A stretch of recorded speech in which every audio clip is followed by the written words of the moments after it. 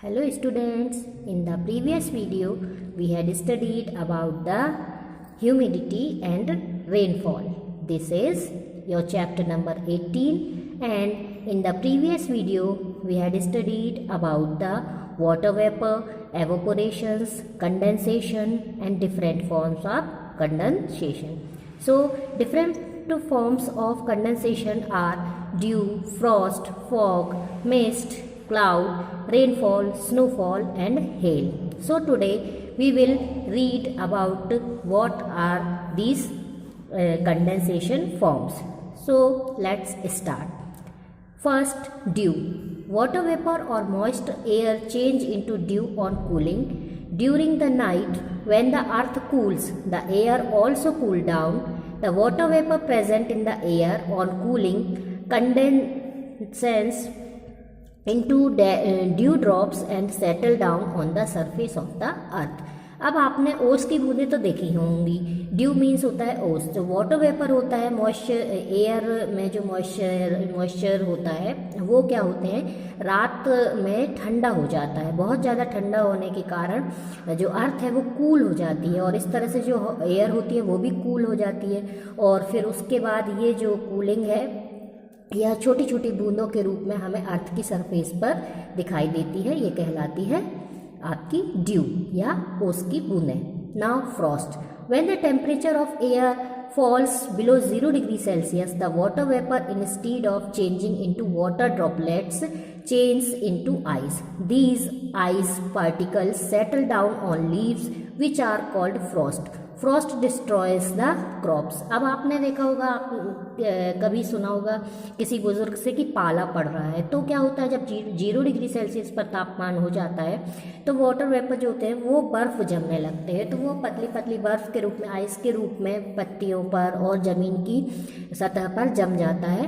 आपने देखा होगा कि जब बहुत ठंड पड़ती है तो कारों की छत के ऊपर इस तरह से जम जाते हैं, वह कहलाता है Frost. Now fog.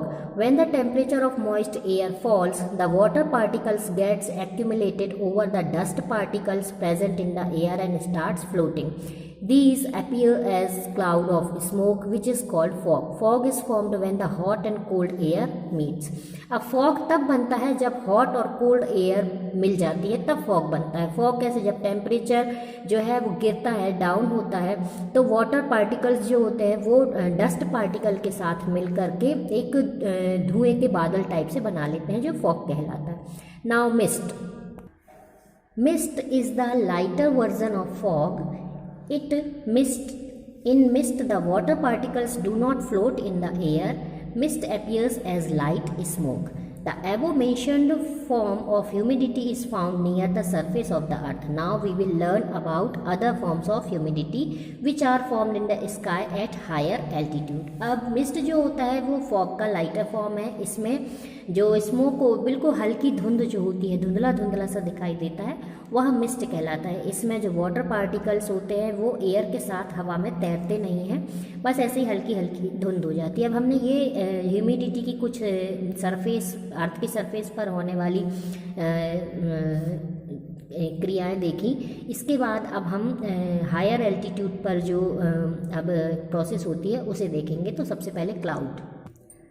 Clouds are formed at a height of 1 kilometer to 7.5 kilometer from the surface of the earth. The vapor that rises up from the water bodies reaches high up in the sky and is converted into droplets due to cooling. These droplets gets dense and are called clouds. When the clouds contains less water droplets, it appears white, and as its density increases, it appears black. अब जो clouds होते हैं 1 kilometre से लेकर 7.5 kilometre जो हमारी अर्थ होती है उसकी हाइट पर हमारी जो अर्थ की सरफेस है उसकी 1 किलोमीटर से 7.5 किलोमीटर की सरफेस पर बनते हैं. अब जो पानी होता है वो वाटर बॉडी से भाप बन कर के आसमान में चला जाता है और फिर वो पानी की बूंदों के रूप में ठंडा होने के बाद पानी की बूंदों के रूप में कन्वर्ट हो जाता है. और जब ये ड्रॉपलेट्स घने हो जाते हैं तब फिर ये बादल बन जाते हैं. जब ये ड्रॉपलेट्स जो होते हैं वो हल्के होते हैं तब फिर जो डेंसिटी उनकी यदि कम होती है तो जो क्लाउड होते हैं वाइट दिखाई देते हैं, और यदि बहुत ज़्यादा होती है तो फिर ब्लैक दिखाई देते हैं. Now rainfall. The water vapor present in the atmosphere condenses due to low temperature. The size of condensed particles increases gradually and they become heavy and fall on the earth as droplets is called rain. अब rainfall तब होता है जब कि low temperature हो जाता है atmosphere का, और जो साइज़ होता है पार्टिकल्स का वो ग्रेजुअली इंक्रीज हो जाता है, तब वो हैवी हो जाते हैं और अर्थ पर पानी की बूंदों के रूप में रेन के रूप में गिरने लगती हैं. Now snowfall. The water vapours on reaching higher up in the sky are converted into ice particles due to very low temperature. These ice particles are called snow.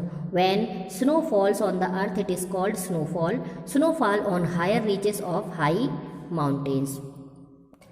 जब वाटर वेपर हैं sky में और high पहुंच जाते हैं तो वो उनके जो पार्टिकल्स होते हैं वहाँ पर और ज़्यादा लो टेम्परेचर लेकर के, बहुत ज़्यादा लो टेम्परेचर होने के कारण वो आइस पार्टिकल में बदल जाते हैं, और फिर जब वो अर्थ पर गिरते हैं तो वो बर्फ़ के रूप में गिरते हैं, और इस प्रोसेस को स्नोफॉल कहते हैं. तो हायर माउंटेन्स वगैरह जो रहते हैं वहाँ पर स्नोफॉल ज़्यादा होता है, क्योंकि वहाँ पर ये जो कूलिंग है इनकी एयर के साथ मिलके ज़्यादा हो जाती है. Now hello.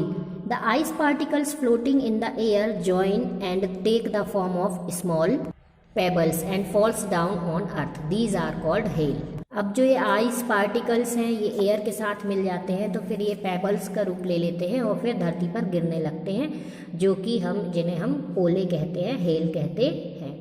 Among us the various forms of humidity, the most important is rain. There are 3 forms of rain. इन सारी ह्यूमिडिटीज़ की फॉर्म्स में से सबसे इम्पॉर्टेंट जो है वो रेन है, और 3 फॉर्म्स होती हैं रेन की: कन्वेक्शनल रेन्स, और orographic rains and cyclonic rains. अब convectional rains, orographic rains and cyclonic rains के बारे में हम नेक्स्ट वीडियो में पढ़ेंगे.